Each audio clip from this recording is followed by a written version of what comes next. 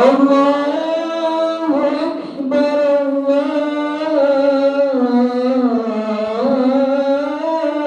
Allahu Akbar. Asyhadu an la ilaha illallah.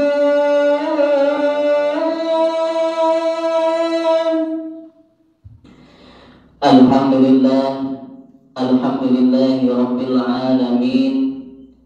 Al-Fatihi lima ulik wa khatimi lima sabak, nasiril haqqi bil haqq wal hadi ila siratikal mustaqim wa ala alihi wa sahbihi haqqa qadrihi wa miqdarihi al-azim. Amma ba'du, fa ya ibadallah, ittaqullaha haqqa tuqatih wa la tamutunna illa wa antum muslimun. Rabbi a'udzu bika min hamazati sayatin wa a'udzu bika rabbi ayyahdurun. Shadaqallahul azim. Pertama-tama yang paling utama, marilah kita semua memanjatkan rasa puja-puji syukur kita kehadirat Allah Subhanahu wa taala, Tuhan seluruh alam yang senantiasa terus memberikan nikmat-Nya kepada kita semua, sehingganya alhamdulillah pada kesempatan siang yang berbahagia ini kita semua masih diberikan nikmat iman, nikmat Islam, nikmat sehat walafiat, nikmat panjang umur, sehingganya kita semua bisa melaksanakan salah satu kewajiban kita, yaitu melaksanakan sholat Jumat secara berjamaah di Masjid Al-Amin tercinta kita ini. Salawat teriring salam marilah kita sampaikan kepada Nabi kita, Nabi Agung, Nabi besar Muhammad sallallahu alaihi wasallam, Nabi akhir zaman, Nabi yang kelak di yaumil akhir nanti akan memberikan syafaatul ujmanya. Semoga kita semua termasuk umat-umat beliau yang akan mendapatkan syafaatnya. Amin, amin ya rabbal alamin. Berdirinya Al-Fakir di mimbar khatib ini sebagai khatib wajib berwasiat kepada pribadi khatib dan umumnya kepada sidang Jumat semuanya. Mari kita sama-sama meningkatkan kualitas keimanan dan ketakwaan kita kepada Allah Subhanahu wa taala, yaitu dengan menjalankan segala perintah-perintah Allah dan menjauhi segala larangan-larangan Allah. Karena dengan menjadi orang-orang yang bertakwa, insyaallah hidup kita akan selamat di dunia, lebih-lebih selamat di akhirat nanti. Amin, amin ya rabbal alamin. Hadirin jamaah salat Jumat yang dimuliakan oleh Allah Subhanahu wa taala.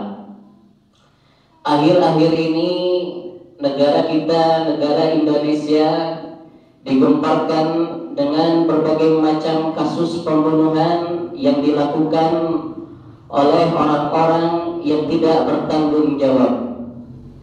Akhir-akhir ini media sosial kita diviralkan, dibumingkan dengan berbagai macam kasus pembunuhan yang begitu keji, yang begitu nista, yang dilakukan oleh orang-orang yang tidak beradab, yang dilakukan oleh orang-orang yang tidak bertanggung jawab, yang tidak berakhlak sama sekali.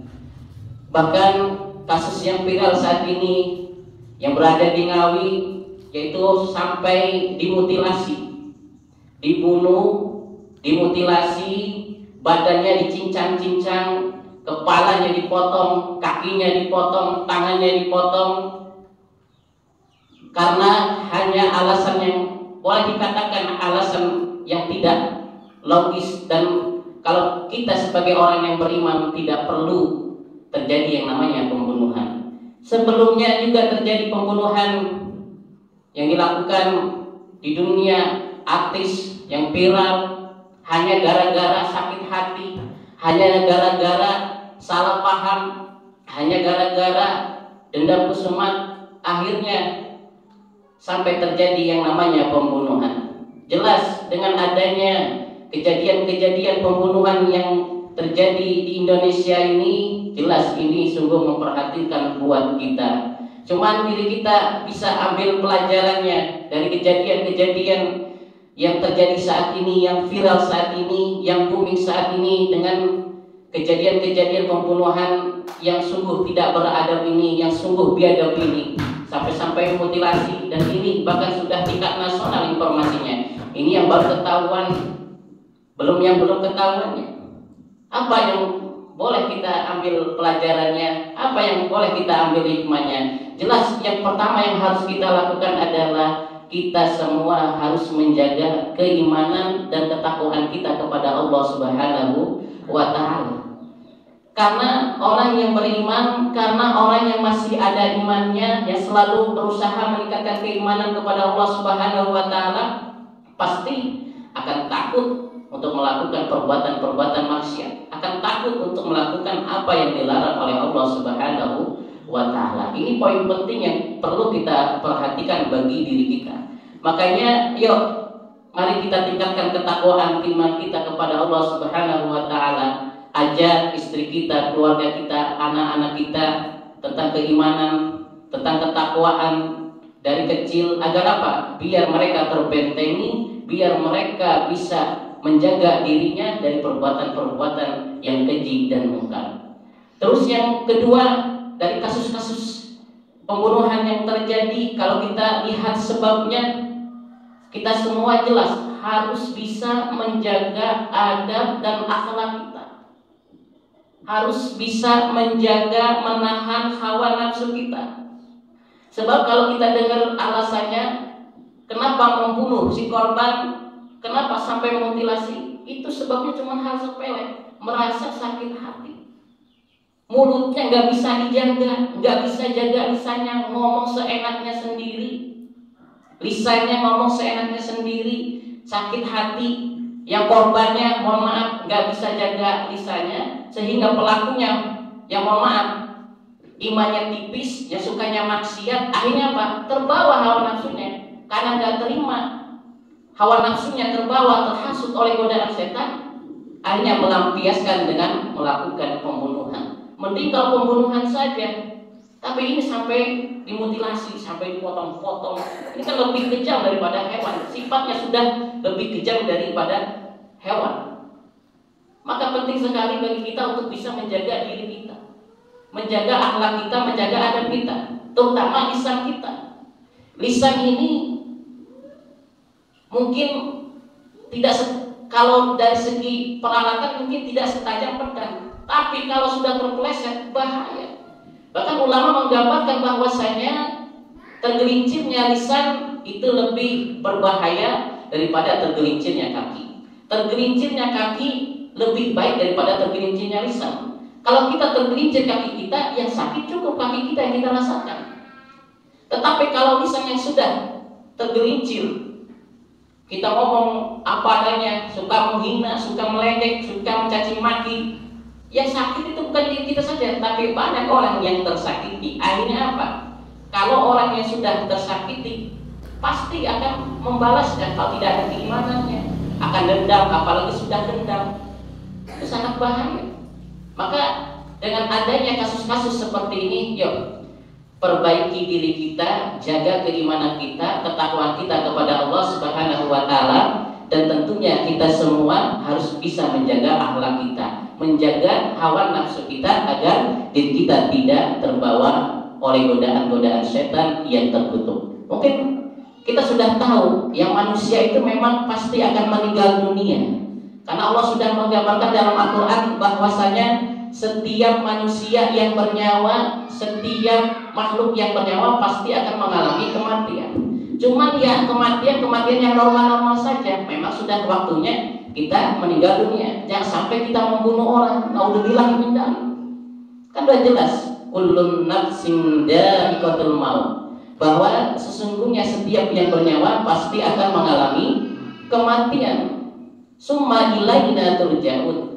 Dan semuanya akan kembali kepada kami. Kepada siapa? Kepada Allah. Maka yuk, sekali lagi tanamkan dalam diri kita keimanan, ketakwaan kita kepada Allah Subhanahu wa Ta'ala, dan tentunya bisa menjaga adab dan akhlak kita agar diri kita bisa menjadi orang-orang yang disenangi oleh orang lain, tidak berulah, tidak menyebabkan orang-orang yang ada di sekitar kita sakit hati atau menyesal telah berteman bergaul dengan kita semua. Semoga kita semua bisa menjadi orang-orang yang bertakwa. Amin. Amin ya rabbal alamin. Barakallahu li wa lakum bil Qur'anil azim wa nafa'ani wa iyyakum bima fihi min ayati wa dzikril hakim. Aqulu qali hadza wastaghfiruh innahu huwal ghafurur rahim.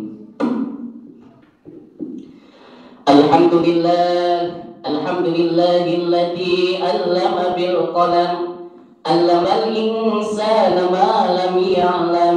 Asyhadu an la ilaha illallah wahdahu la syarika lah wa asyhadu anna Muhammadan abduhu wa rasuluhu la nabiyya ba'dah. Allahumma salli ala sayyidina Muhammad wa ala ali sayyidina Muhammad. Amma ba'du, fa ya ibadallah, usikum wa nafsi wa iyaya bitaqullah faqad fazal muttaqun. Rabbi a'udzu bika min hamazatis sayatin wa a'udzu bika rabbi an yahdurun. فقال الله تعالى في القرآن الكريم: أعوذ بالله من الشيطان الرجيم. بسم الله الرحمن الرحيم.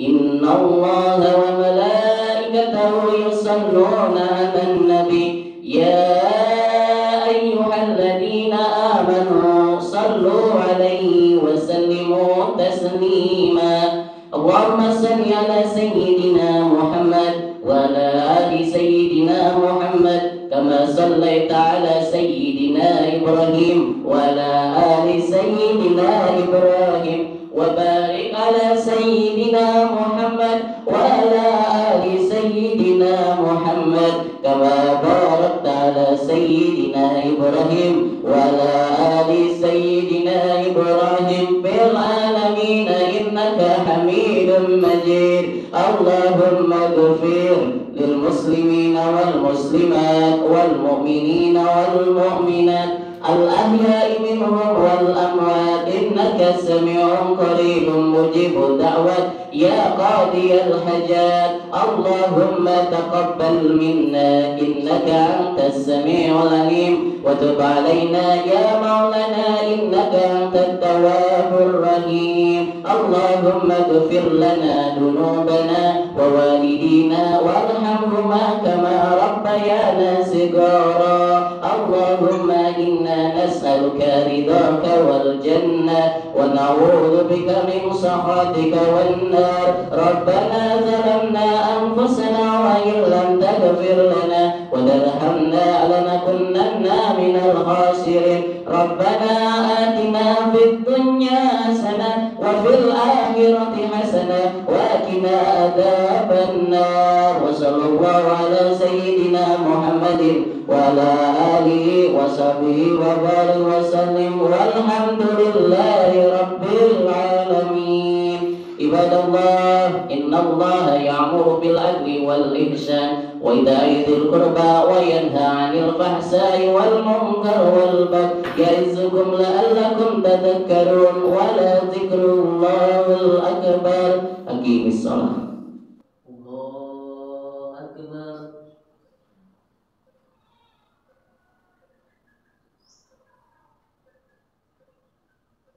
بسم الله